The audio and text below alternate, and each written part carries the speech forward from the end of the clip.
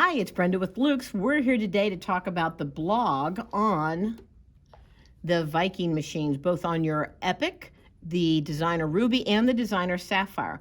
When your machine is on the Wi-Fi and you're signed into your SONET account, Viking will send you projects over the Wi-Fi right here. So, for example, as I page across here, I see these darling little gnomes. Let's tap on that.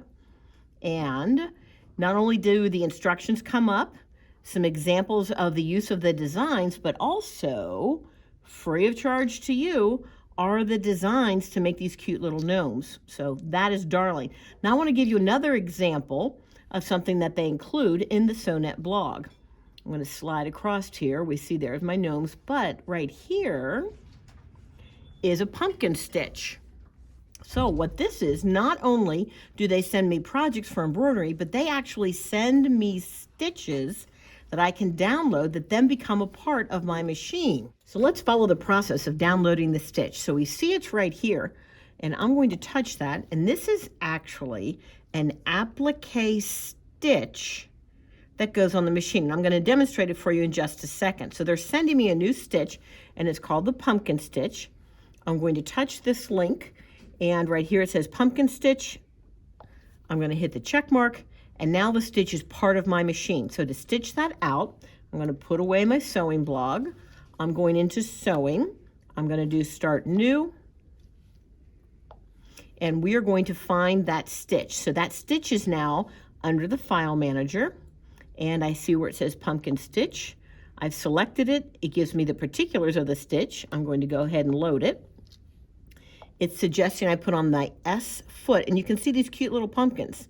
Now, one of the things that's really interesting about this Viking Epic and your Ruby and the Sapphire is that they offer applique stitches. Huh? What does that mean? So when I do this pumpkin stitch, it's going to actually applique a piece of fabric down for that stitch. So let's take a look and see how this works. All right, so I'm going to lower my foot, and it's going to stitch the top part of my jack-o'-lantern. It's doing the leaf now. It's going to circle around. It's stopped. I put my needle down.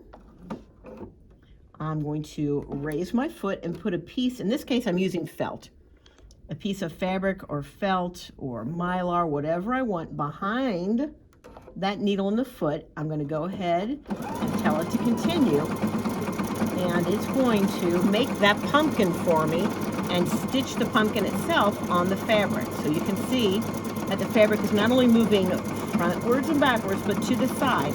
Again, a Viking exclusive called an Omni Motion stitch. It uses an extra wide presser foot called the presser foot S. We are almost finished.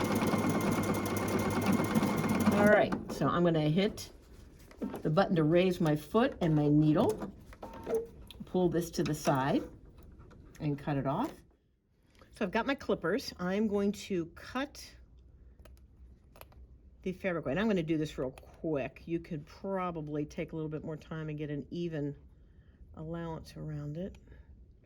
But as you can see, what I'm doing is cutting away the fabric, and it leaves me with a cute little applique jack-o'-lantern stitch. Now, you're wondering, I only have the jack-o'-lantern applique stitch? No.